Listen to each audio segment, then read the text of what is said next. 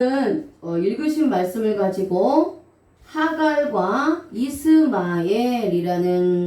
제목으로 함께 말씀을 나누고자 합니다. 본장은 15장에서 주어진 그 횃불 언약을 인간적인 의지로 실행하려고 하는 이 아브라함의 행동과 그로 인해 발생된 인간 관계의 갈등을 묘사합니다. 특히 본장에는 하갈과 그의 아들 이스마엘이 등장을 하는데, 이들의 등장은 구속의 역사에서 인간의 불신앙과 섣부른 실수가 엄청난 아픔을 제공하는지를 여실히 보여줍니다. 그렇지만 본장은 또 인간의 실수로 끝을 맺지 않고, 그럼에도 불구하고 언약의 계보인 아브라함 가정에 사랑과 관심을 계속 보이신 하나님의 은혜로우신 경륜으로 마무리가 됩니다. 그래서 오늘은 이 16장의 말씀을 영적인 관점으로 또 구속사적인 관점으로 해석하여 말씀을 나누고자 합니다. 자, 창세기 16장 1절 말씀 같이 한번 읽어보겠습니다. 시작. 아브람의 아내 사레는 출산하지 못하였고 그에게 한 여종이 있으니 애굽 사람이요 이름은 하갈이라. 아멘. 아브람이 하란을 떠날 때에 사레도 함께 약속을 받았습니다. 하지만 가나안 땅에 들어온 지 10년이 흘렀지만 사레는 여전히 출산을 하지 못했습니다. 하나님의 거듭된 약속에도 불구하고 사레가 늙도록 아이를 갖지 못한 것은 신앙생활을 하는 데 있어서, 믿음을 지켜나가는 데 있어서 큰 갈등의 요인이었을 것입니다. 더군다나 당시에는 히브리인들에게 있어서 아이를 갖지 못하는 것은 단순히 어떠한 신체적인 결함으로 여기기보다는 하나님으로부터 저주를 받은 것으로 여겨졌기 때문에 그 갈등, 신앙의 갈등은 더욱더 심하였을 것입니다. 자, 창세기 16장 2절 말씀 같이 읽겠습니다. 시작. 사레가 아브라함에게 이르되 여호와께서 내 출산을 허락하지 아니하셨으니 원하건대 내 여종에게 들어가라. 내가 혹 그로 말미암아 자녀를 얻을까 하노라 하매 아브라함이 사레의 말을 들으니라. 아멘. 사레는 아브라함에게 자신의 출산을 하나님께서 허락하지 않으니 자신의 여종에게 들어가라. 그리하면 그 여종으로 말미암아 혹여라도 자신의 자녀를 얻을지 모르지 않겠느냐, 이렇게 말하고 있습니다. 그리고 아브람이 이 사라의 말을 듣습니다. 자, 여기서 허락하지 아니하셨으니 라는 단어가 아차르인데요, 억제하다, 방해하다, 감금하다, 그만두다, 삼가다 라는 뜻입니다. 자, 칼 단순 능동의 동사를 사용합니다. 하나님이 사레에게 생산, 즉 아이를 허락하지 아니하신다는 겁니다. 그리고 완료 시제를 사용하지요. 하나님이 완료로 사레의 태를 막으셨다라는 겁니다. 하나님이 막으셨기 때문에 하나님이 열어주셔야 열린다라는 겁니다. 자, 사레가 아브라함에게 하나님이 자신의 출산을 허락하지 않으셨다 라고 말하는 것은 하나님이 직접 자신의 태를 닫으셨다. 그러니까 이 모든 책임의 근본적인 원인이 하나님께 있다 라고 항변하고 있는 겁니다. 하나님께서 자신이 아이를 생산하지 못하도록 자신의 태를 감금하듯이 잠가버리고 자신의 출산을 방해한다라고 말하는 것입니다. 이것이 그 당시 사레의 믿음이며 삶이었습니다. 사레는 하나님의 거듭된 언약의 말씀에도 불구하고 시간이 가면 갈수록 이 하나님에 대한 신뢰와 또 경외하는 믿음이 점점 사라지고 있는 그러한 상태였다라는 겁니다. 물론 인간의 잉태를 주관하는 분은 하나님이십니다. 그리고 하나님은 분명히 아브라함과 사레에게 말씀하셨습니다. 사레가 임신하여서 아들을 낳을 것이다라고 하나님이 약속을 하셨다라는 거예요. 그리고 하나님의 이 약속은 1.1획도 변함이 없습니다. 어김이 없습니다. 언약하신 하나님이 반드시 성취하신다라는 거예요. 반드시 하나님은 언약을 이루어 주시는 분입니다. 다만 그 성취의 때는 인간의 생각과 다르다라는 거예요. 인간의 때, 내가 원하는 때가 아니라 하나님이 원하는 때가 있다라는 거예요. 그래서 하나님 편에서는 하나님께서 정하신 때, 그 적절한 때에 하나님께서 약속하신 언약을 성취하신다라는 겁니다. 그래서 우리가 하나님의 이 절대적인 주권을 믿는 게 믿음이에요. 하나님이 약속하셨는데 그 약속을 성취하시는 분이 하나님이시라는 것을 믿는 것이 믿음입니다. 그리고 그것이 실제로 지금 현재 나에게 일어나지 않는다고 해도 여전히 언약에 신실하신 하나님께서 반드시 이 언약을 이루어 주실 것이라는 것을 믿고 인내해야 하는 것이 예수님을 믿는 저와 여러분들의 신앙과 삶이라는 거예요. 그래서 사례는 더욱더 하나님을 믿고 그 약속을 의지해야 했습니다. 그럼에도 불구하고 하나님의 약속을 신뢰하지 못하고 하나님의 잉태케 하시는 역사를 끝까지 기다리지 못하여서 결국 스스로 성급한 판단과 섣부른 일을 강행하였다라는 겁니다. 이것이 사례의 잘못이었다라는 거예요. 결국 이 사례의 실수는 장차 큰 비극의 전조가 되었다라는 겁니다. 사례는 아브라함에게 명령하여 하갈에게 들어가라고 했습니다. 자, 여기서 명령법을 씁니다. 사례가 아브라함에게 하갈에 들어가도록 강청하는 거예요. 자기가 혹시라도 자기의 여종이 이 하갈로부터 자녀를 얻을까 하는 마음에서 이렇게 아브라함에게 말한 겁니다. 그런데 이것이 인간의 실수였다라는 겁니다. 사례의 뜻이었다라는 겁니다. 사례 스스로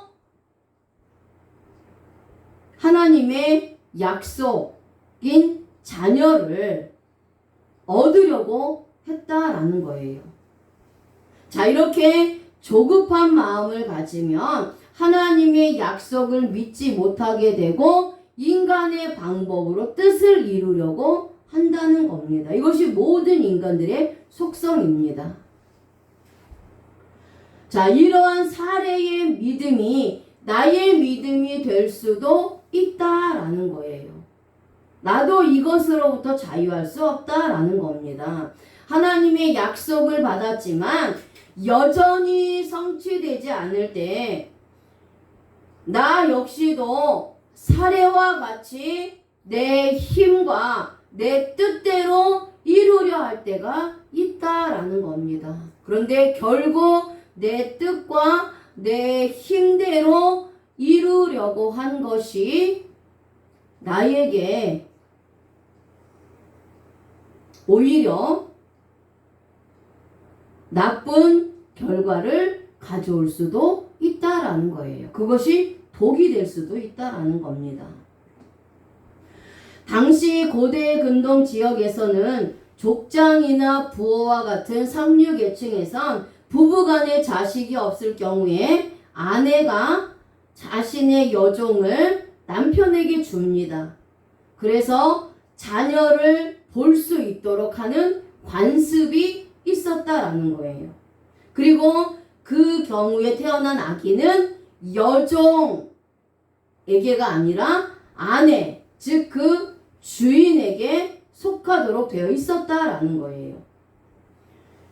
따라서 이 사레의 행동, 아직 자녀를 갖지 못하는 사레의 입장에서 자신의 여종인 하갈을 아브라함에게 들어가게 해서 그 하갈을 통해서 자녀를 낳고자 하는 이 사레의 행동은 당시의 생활 습성, 그 관습을 통해서 보면 어쩌면 너무나 자연스러운 행위였다라고도 볼 수 있다라는 거예요. 그런데 이러한 행위는 세상의 풍조를 따라가는 겁니다. 세상의 관습을 따라가고 있는 거예요. 세상의 방법을 따라가고 있는 것입니다.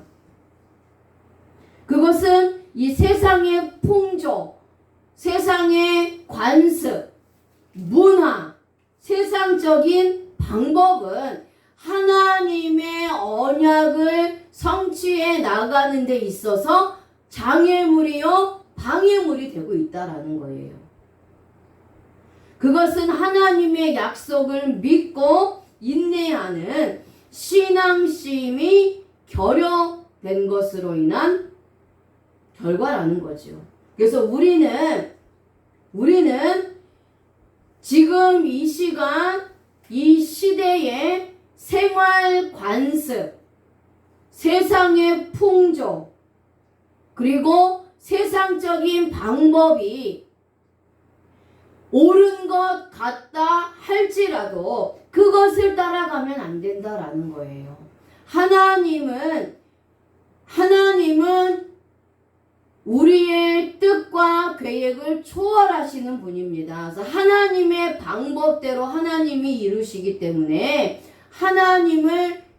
하나님께서 약속해 주신 것을 끝까지 믿고 붙잡고 인내하는 신앙을 가질 때에 때가 되면 하나님께서 성취해 주신다라는 겁니다. 우리가 오늘 이 사례의 행동을 통해서 그러한 교훈을 얻을 수 있다라는 거지요. 자, 그래서 여기서 자녀를 얻을까 하노라라는 이 바나 동사가 세우다, 짓다, 건축하다라는 뜻입니다. 직역하면 세울 수 있을 것이다 라는 거예요. 하갈을 통하여 자신을 중심한 새 가정을 일으키려는 사례의 인간적 의도가 잘 드러난 말씀입니다. 자, 그런데 자녀를 얻을 수 있는 것은 내 힘으로 얻을 수 있는 것이 아닙니다. 생명의 근원은 하나님으로부터 온다는 거예요. 그래서 자녀를 잉태하고 낳을 수 있는 것도 하나님에 의해서만 된다라는 겁니다. 그리고 자녀를 낳지 못해서 당하는 이 수치 또한 하나님에 의해서만 가려지고 덮여질 수 있다라는 거예요. 하나님의 은혜로만 된다라는 겁니다. 비록 사례가 하갈을 통해서 자녀를 얻으려고 한다 할지라도 생명을 주시는 하나님이 허락하셔야 자녀를 얻을 수 있다라는 의미입니다. 자, 그런데 창세기 16장 3절에 보면, 자, 같이 한번 읽어보겠습니다. 시작. 아브람의 아내 사레가 그 여종 애굽 사람 하갈을 데려다가 그 남편 아브람에게 첩으로 준 때는 아브람이 가나안 땅에 거주한 지 10년 후였더라. 그러니까 아브람이 하란을 떠나서 가나안으로 이주할 때 나이가 75세였어요. 창세기 12장 4절에 있습니다. 따라서 이때는 이 아브라함의 아내 사레가 그 여종 애굽 사람 하갈을 데려다가 남편에게 첩으로 준 때는 85세가 되던 해라는 거예요. 그런데 하나님의 약속의 자녀인 이삭은 그로부터 15년이 더 지난 100세가 되어서야 비로소 주어졌으니까 하나님을 신뢰하며 하나님의 말씀대로 산다는 것은 결코 쉬운 일이 아닙니다. 결코 쉬운 일이 아니에요. 엄청난 자기 부인과 자기 뜻과 자기 생각을 매일매일 죽이면서 하나님의 약속만을 붙잡으면서 매일매일 신앙을 지키고 믿음을 지켜나가면서 살았어야 했다라는 거예요. 이게 쉬운 일이 아니라는 겁니다. 그래서 예수님께서 저와 여러분들에게도 자기를 부인하고 나를 부인하고 내 십자가를 지고 예수님을 따르라라고 명령하고 있는 거예요. 자, 마태복음 16장 24절 말씀 같이 한번 읽어보겠습니다. 시작. 이에 예수께서 제자들에게 이르시되 누구든지 나를 따라오려거든 자기를 부인하고 자기 십자가를 지고 나를 따를 것이니라. 아멘. 자, 그래서 우리는 내 생각, 내 뜻, 내 감정, 내 방법 이런 것들을 모두 버리고 오직 예수님만을 쫓아가야 하는 겁니다. 언약에 신실하신 그 하나님에 대한 절대적인 믿음과 신뢰를 갖고 예수님을 따라가야 한다는 겁니다. 그러면 우리가 매일매일 이 믿음의 선한 싸움, 두 마음이 계속해서 매일매일 싸워가는 그 상황에서 우리가 믿음을 선택하고 믿음을 지켜나가기 위해서는 매일 말씀을 읽으면서 말씀을 붙잡고 하나님이 나에게 주신 언약의 말씀을 붙잡고 그렇게 매일매일 믿음의 선한 싸움을 싸워 나가야 한다라는 거예요. 그래야 우리가 승리할 수 있다라는 겁니다. 자, 이제 아브라함이 하갈과 동침을 합니다. 창세기 16장 4절 말씀 같이 읽어보겠습니다. 시작. 아브라함이 하갈과 동침하였더니 하갈이 임신함에 그가 자기의 임신함을 알고 그의 여주인을 멸시한지라. 아멘. 자, 이제 아브라함이 하갈과 동침하였어요. 그랬더니 하갈이 임신을 하였습니다. 자, 하갈은 먼저 어떠한 사람인지 그 이름의 뜻을 통해서 한번 알아보겠습니다. 하갈은 히브리어로 하가르입니다. 이주하는, 도망하는 이라는 뜻입니다. 그래서 이름의 뜻을 통해서 하갈은 도망하다, 탈출하다 라는 것을 알 수 있어요. 자, 사레의 종 하갈이 임신을 하게 됩니다. 그래서 여주인을 멸시했어요. 멸시했습니다. 근데 여기서 멸시한지라라는 이 칼랄이라는 히브리어는 그냥 멸시한 것이 아닙니다. 하찮다, 시시하다, 보잘것없다, 가볍다, 빠르다, 저주하다라는 뜻이에요. 그러니까 직역을 하면 잉태하자마자 눈에 하찮게 보였다라는 거예요. 눈에 하찮게 보였다라는 거예요.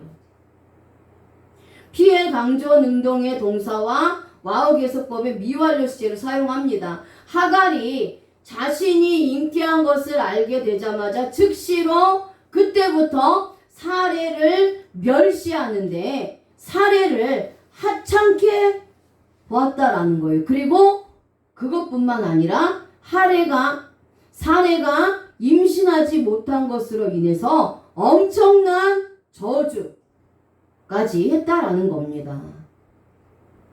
사레는 자신의 여주인이에요.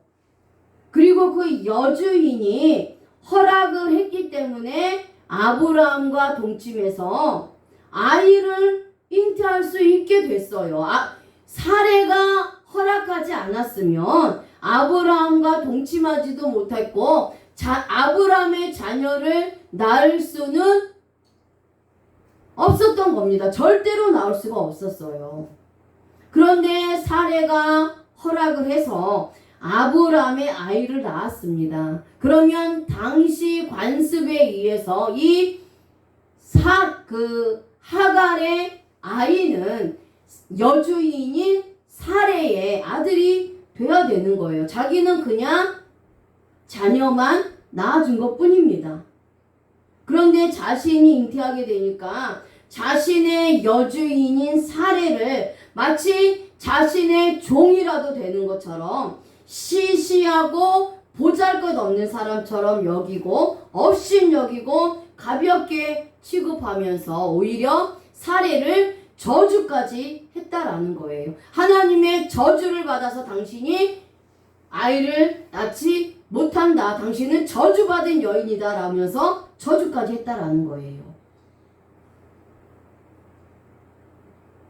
당시에는 여자가 잉태치 못하는 것을 대단한 치욕으로 생각했고 다산을 신의 은총으로 간주했었으니까 이런 일이 충분히 일어날 수 있었을 것입니다.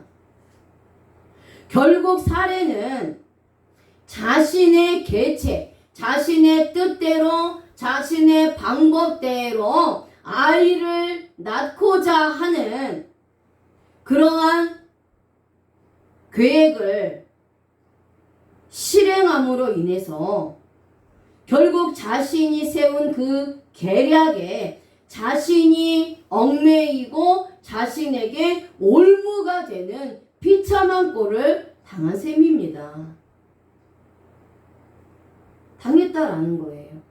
자, 그래서 저와 여러분들도 하나님께서 우리에게 언약해 주신 말씀을 하나님께서 거듭 강조해서 반드시 이루어 주시겠다라고 언약을 하셨는데 그 언약을 믿지 못하고 자신의 방법대로 자신의 뜻대로 하려고 하면 오히려 그것이 더 큰 문제로 나에게 올 수 있다라는 거예요. 나를 넘어뜨릴 수 있는, 나를 더 넘어뜨리고 더 믿음에서 멀어질 수 있는 그러한 결과를 나에게 가져다 줄 수도 있다라는 겁니다.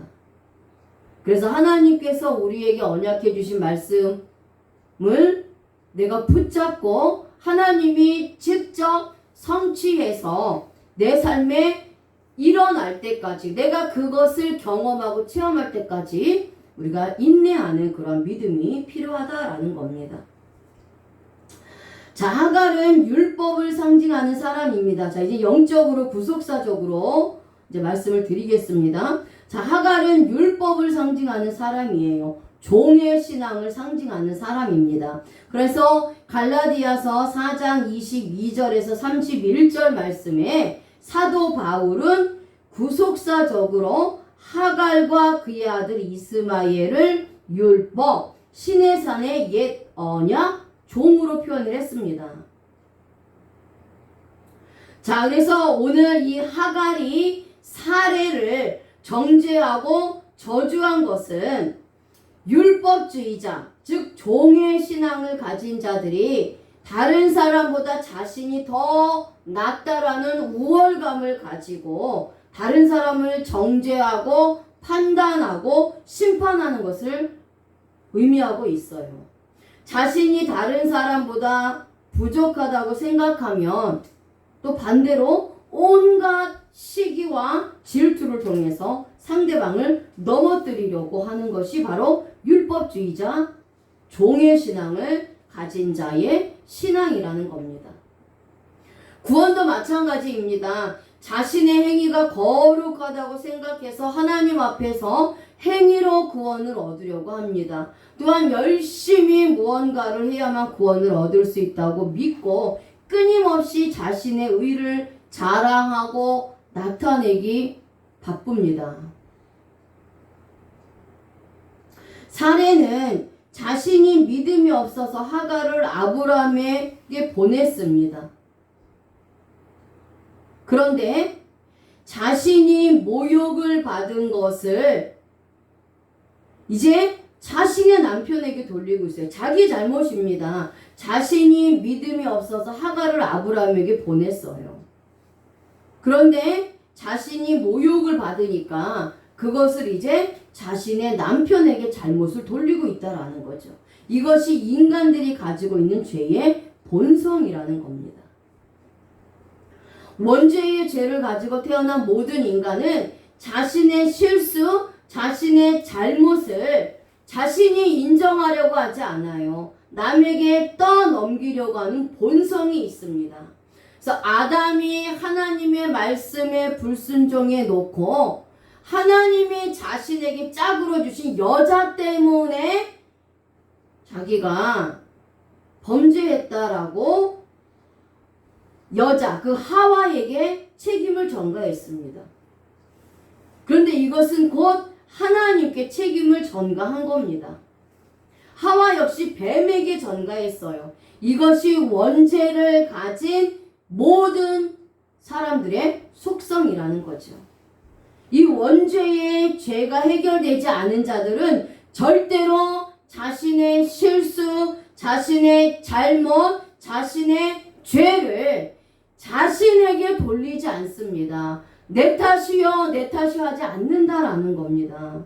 원죄의 죄가 해결되지 않은 자들은 모든 실수와 잘못과 죄를 자신이 잘못했음에도 불구하고 다른 사람에게 돌리고 다른 사람을 원망하고 그것이 하나님을 원망하고 하나님께 그 모든 책임을 전가하는 죄를 계속해서 짓는다라는 거예요. 계속해서. 근데 우리는 우리 삶 가운데 일어나는 모든 일들이 다 하나님의 역사가 아니라는 거예요. 특별히 나에게 내가 생각지도 못했던 어떠한 불행이나 고통이 다가왔을 때 그것을 통해서 나를 봐야 된다는 겁니다. 모든 그러한 결과가 나로부터 온 것이 아닌가 스스로 점검하는 게 먼저라는 거예요. 먼저입니다. 상처받는 것, 문제가 끊어지지 않는 것은 다른 사람의 문제가 아니고 다른 사람이 원인이 아니고 하나님이 원인이 아니라는 거예요. 내가 원인이라는 겁니다. 내 잘못과 내 실수와 나의 죄를 통해서 그러한 일들이 일어나고 있다라는 거예요. 그래서 주여 이것은 저의 잘못입니다. 주여 용서해 주세요라고 회개하고 돌이켜야 된다는 겁니다. 그래야 그 죄의 문제가 끊어진다라는 거예요. 그 문제들이 해결된다라는 겁니다. 그게 하나님의 방법입니다. 결국 자신이 잘못한 것으로 믿음을 지키지 못한 것으로 인해서 자신의 종인 하갈로부터 온갖 멸시와 수치와 저주를 받는 결과가 자신에게 돌아온 거예요. 자기 때문입니다.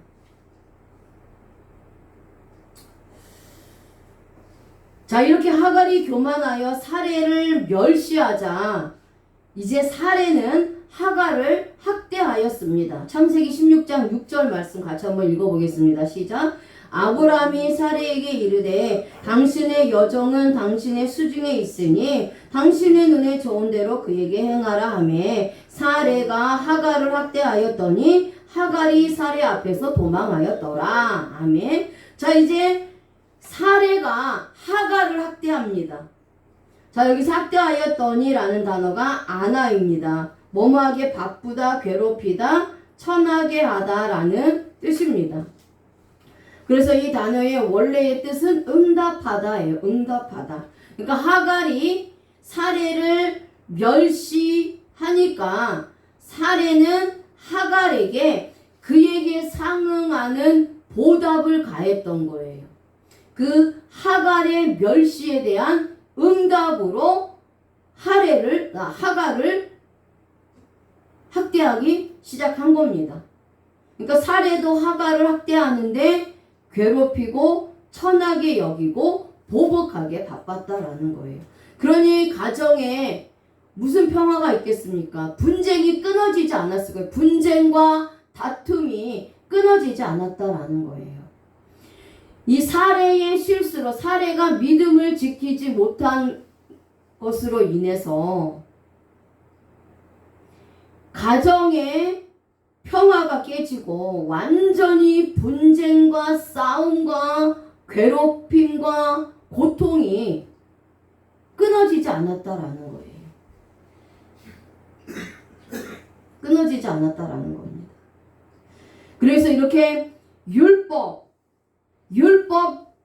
율법주의자들, 율법을 가지고 있는 자들은 이렇게 분쟁할 수밖에 없다라는 거예요. 만약에 사례가 이것이 자신이 선택해서 자신의 잘못된 선택으로 인해서 얻어진 결과라는 것을 인정을 했다면 하갈을 품고 이스마엘을 품어야 됐다라는 거죠. 그래야 분쟁이 없고 다툼이 사라지게 되는 거죠. 하나님 앞에 맡겼어야 됩니다. 사례는 하나님 이 모든 것이 제 탓입니다. 제가 잘못한 것이오니 용서해 주시옵소서 라고 회개하면서 하갈이 낳은 아들과 하갈을 용서하고 품었다면 이러한 분쟁과 다툼이 일어나지 않았을 거라는 거죠. 그러니까 여전히 사례는 복음의 신앙으로 구원을 받았는데 복음의 신앙의 삶을 살지 못했다라는 거예요. 당시에. 그래서 서로 이렇게 분쟁이 일어나는 겁니다. 자, 그러자 사레의 학대를 이기지 못한 하갈이 결국 사레 앞에서 도망을 쳤습니다.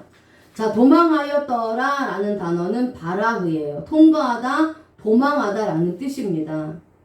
아까 하갈의 이름의 뜻에서 도망하다 라는 뜻이 있습니다. 자신의 이름이 도망하다 라는 뜻을 가진 이름이에요. 그 뜻대로 이제 하갈은 도망을 하게 됩니다. 율법주의자들은 자신이 교만하여 정죄하고도 자신이 불리하면 도망하여 피하게 됩니다. 마찬가지예요. 하갈이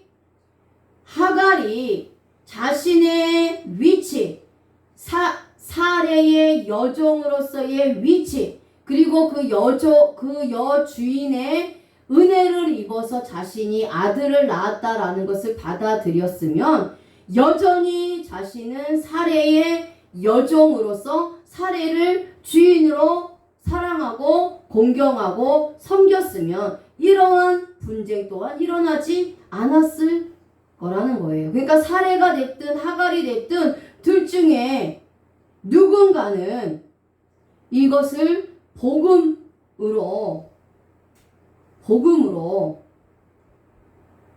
이 문제를 해결해야 됐다라는 거죠. 그런데 그렇지 못했다라는 거예요. 자, 하갈의 이름의 뜻이 도망하다, 탈출하다 라고 말씀을 드렸어요. 그렇게 하갈은 자신의 이름의 뜻처럼 이러한 상황이 되니까 도망하고 탈출하고 있는 겁니다. 율법주의 신앙은 신앙생활을 하면서도 자신이 영광을 받는 자리에서는 앞장을 섭니다. 하지만 고통이 있는 자리에서는 자리를 피해요. 이런 자들이 하갈과 같은 신앙을 하는 율법주의자들, 종들의 신앙이라는 겁니다.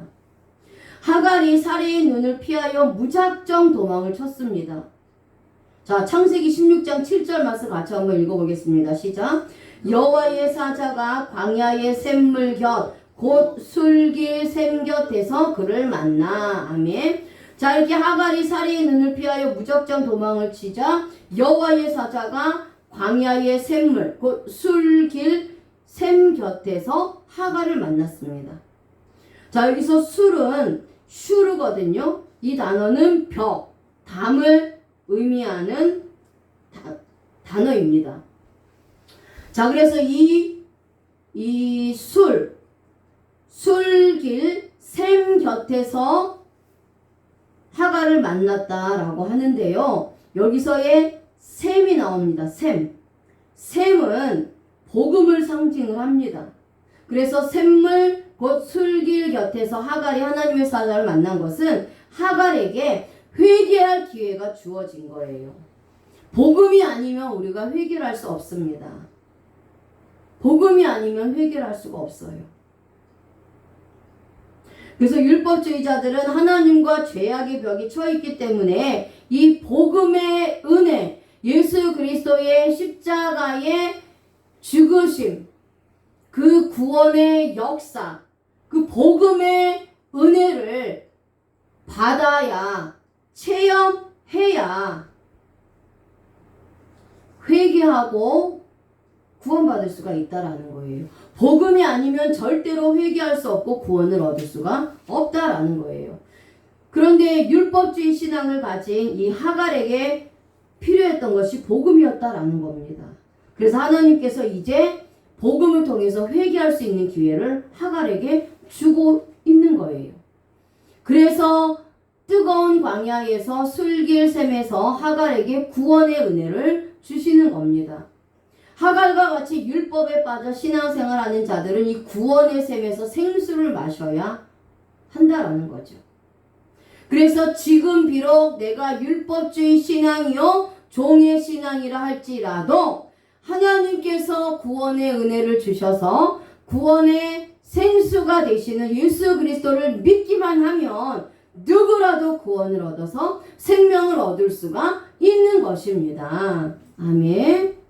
창세기 16장 9절 말씀 같이 읽겠습니다. 시작. 여호와의 사자가 그에게 이르되 내 여주인에게로 돌아가서 그 수하에 복종하라. 아멘. 여호와의 사자는 하갈에게 여주인에게로 돌아가라고 합니다. 자, 여기서 돌아가라라는 단어인 이 히브리어 슈브가 회복하다라는 뜻이에요. 그래서 이 슈브라는 단어는 회개하는 것을 의미하는 단어가 슈브입니다. 슈브. 그래서 이 슈브를 알파벳을 통해서 보면 자, 쉬는 거룩하신 하나님, 바브는 십자가에 못 박히신 예수 그리스도, 베트는 그 예수 그리스도 안에 있는 것을 말씀하고 있어요. 그래서 회개는 입으로만 잘못했다라고 고백하는 것이 아니라 실제로 십자가에서 못 박혀서 죽으신 이 거룩하신 하나님, 이 예수님 안으로 들어오는 겁니다. 십자가에 못 박혀 죽으셔서 나의 원죄와 자범죄, 나의 모든 저주와 수치를 다 해결해 주신 그 예수 그리스도를 마음으로 믿어서 예수님 안으로 들어오는 게 회개라는 거예요. 그래서 예수님, 이 십자가에서 죽으신 예수님 앞으로 돌아와서 숨이 열리는 겁니다. 죽었던 영혼이 사는 거예요. 그게 회개라는 거예요. 복음으로 돌아가는 겁니다. 율법주의 신앙이었다면 복음의 신앙으로 돌아오는 겁니다. 그게 회개라는 거예요. 그게 슈브입니다. 그래서 여호와의 사자가 하갈에게 여주인으로 돌아가라 라고 한 것은 복음으로 돌아가라 라고 말씀하고 있는 거예요. 율법주의자들은 복음을 떠나서는 살 수 없다라는 겁니다. 주의 사자는 하갈에게 여주인에게로 돌아가서 그녀에게 이제 복종하라 이렇게 명령을 합니다. 여주인에게 돌아가라는 것은 복음으로 돌아가서 이제 하나님께 복종하라는 거예요. 율법주의자들은 복음으로 돌아와서 무릎을 꿇고 주님께 복종해야 합니다. 내 뜻을 꺾고 내 의지를 꺾고 하나님께로 돌아와야 된다라는 거지요. 자, 그래서 이제 그리고 나서 여호와의 사자는 하갈에게 약속을 합니다. 창세기 16장 10절 말씀 같이 한번 읽겠습니다. 시작. 여호와의 사자가 또 그에게 이르되 내가 내 씨를 크게 번성하여 그 수가 많아 셀 수 없게 하리라. 아멘. 여호와의 사자는 또 하갈에게 내 씨를 크게 번성하여 그 수가 많아서 셀 수 없게 한다라고 약속을 했습니다. 근데 여기서의 번성은 육적인 수의 번성을 의미하고 있어요. 자, 하나님께서는 특별 은총도 베풀어 주십니다. 하나님의 택한 백성들에게 주시는 은혜는 특별 은총이에요. 하지만 하나님이 택함 받지 못한 자들에게도 하나님이 은총을 주십니다. 그게 일반 은총이에요. 하나님이 모든 사람을 창조하셨기 때문에 예수님을 믿는 자든 예수님을 믿지 않는 자들이든 모든 사람들에게 은혜를 베풀어 주시는데 그것이 일반 은총이라는 겁니다. 그래서 오늘 이 하갈에게도 하나님은 일반 은총을 베풀어 주시는 거예요. 일반 은총을 베풀어 주시는 겁니다. 그래서 너도 역시 네 씨를 많이 낳을 것이다 라고 말씀하고 있죠. 그런데 여기서는 영적인 수의 번성이 아니라 영적인 자손이 아니라 육적인 자손의 수가 번성할 것을 말씀하고 있는 거예요. 그래서 율법주의자들은 예수님을 믿지 않는 자들은 외형적인 복음 받습니다. 그들도 성실하게 일하고 책임을 다해서 정직하게 살아가면 외형적인 복을 받습니다. 육적인 복을 받는다라는 거예요. 육적인 복을 받는다라는 거죠. 그래서 영적인 구원의 축복을 그렇지만 받지 못한다라는 겁니다. 자, 하나님은 사례를 통해서 약속의 씨를 허락하셔서 구속의 계보를 잇기로 하셨어요. 그러므로 하나님의 약속의 씨가 아닌 하갈의 자녀들은 육적인 번성만 있게 되는 것이지 영적 후손의 번성, 구속의 계보를 이어나갈 후손의 번성은 없는 겁니다. 여호와의 사자는 하갈에게 아들을 낳을 것이니 그 이름을 이스마엘이라고 하라고 말하고 있습니다. 창세기 16장 11절 말씀 같이 읽겠습니다. 시작. 여호와의 사자가 또 그에게 이르되 네가 임신하였은즉 아들을 낳으리니 그 이름을 이스마엘이라 하라. 이는 여호와께서 내 고통을 들으셨음이니라. 아멘.